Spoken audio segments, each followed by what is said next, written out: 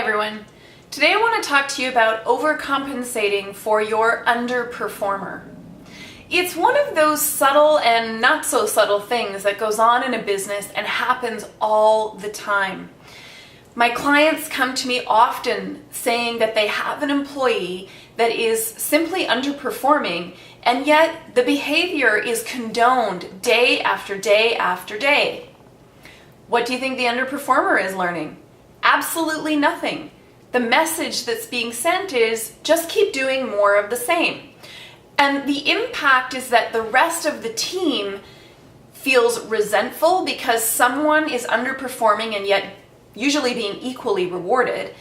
They also feel as though there's a lack of accountability, so they start to be less accountable, and when that's not in your culture, you're going to run into some really big problems. Your team won't trust you as the leader because they simply start to see that you are unwilling to hold a solid boundary, to set the line of clear expectations and what is required to really be an effective member of your team.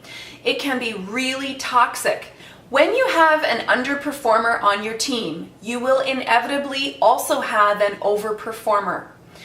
What happens is, as the underperformer lacks in their performance and they simply don't do the tasks that are necessary, they don't get the results that are required, the overperformer will equally step in and make sure that there is no loose ends. They're just that person that tends to willingly go the extra mile and make sure that everything is done and picked up. They'll work extra hours. They're just naturally a go-getter. Think of this as a fulcrum. So if you have a fulcrum in the middle of a teeter-totter, to the degree that you have an underperformer, your overcompensator needs to go equally distant away from the fulcrum in order to compensate.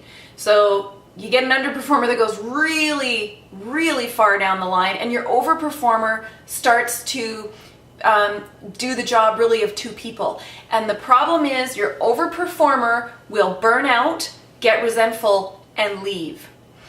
It is crucial, if you are going to lead a team, that you do not tolerate and you acknowledge and deal with underperforming staff. I don't care how much you like them. I don't care if you go for dinner and beer and wings every Friday. If that person is underperforming, then you as the leader need to step up and deal with that. Set a hard line on expectations, boundaries around accountability. Because the problem is, what you'll end up with if you don't is a whole team of underperformers, and you will have a revolving door of your overcompensators. Those people that you most want to keep, who are willing to go the extra mile and who appreciate great results and passionately believe in what you believe. Leave me a comment on my blog. Let me know, have you experienced this in your workplace? Were you the overperformer who left? Or what did you think of the leader of that team? Overcompensating for an underperformer is a common issue in all organizations, regardless of size. And you as the leader are responsible for taking action to make sure this doesn't happen.